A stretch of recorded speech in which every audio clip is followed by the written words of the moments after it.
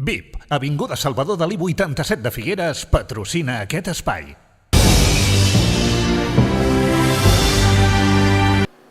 En un partit avorrit i sense ritme, la Unió Esportiva Figueres s'ha emportat el derbi al Tempordanès per 2-0 davant d'un Peralada que ha millorat força respecte a l'encontre de la primera volta.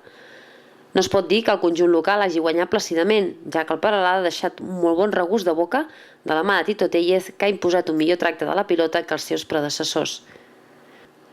El Figueres intentava tímidament obrir el marcador, però de fet Ureña ha hagut d'intervenir en més ocasions que avui en dia, com per exemple en una cavalcada de Sergio García al minut 17, que ha finalitzat amb un mal rebuig del meta figuerenc i que la defensa ha escampat la pilota de forma precipitada. El mateix jugador, al tram final de la primera meitat, ha engaltat un xut que Ureña ha hagut de rebutjar amb els punys. Just després, Roberto no ha pogut finalitzar una gran passada de García, omnipresent en aquesta primera meitat. A la represa, el Forcea ha avançat al Figueres al minut 51, després d'una rematada de cap espectacular, tot superant en alçada a tots els seus oponents.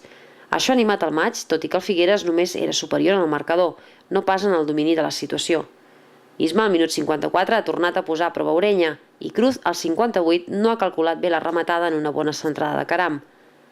A 20 minuts pel final, Grau ha estat expulsat i el Figueres s'ha aplicat en intensitat per conservar la renda.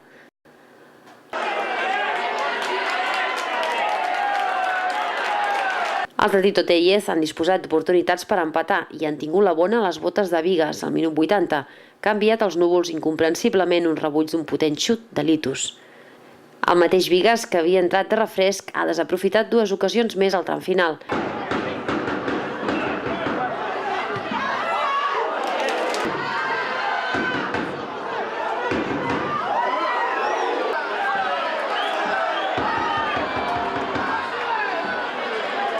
I quan perdones, sol passar que el rival et sentencia. I Jairo ha aprofitat a plaer una passada de caram per sentenciar el maig en temps de descompte.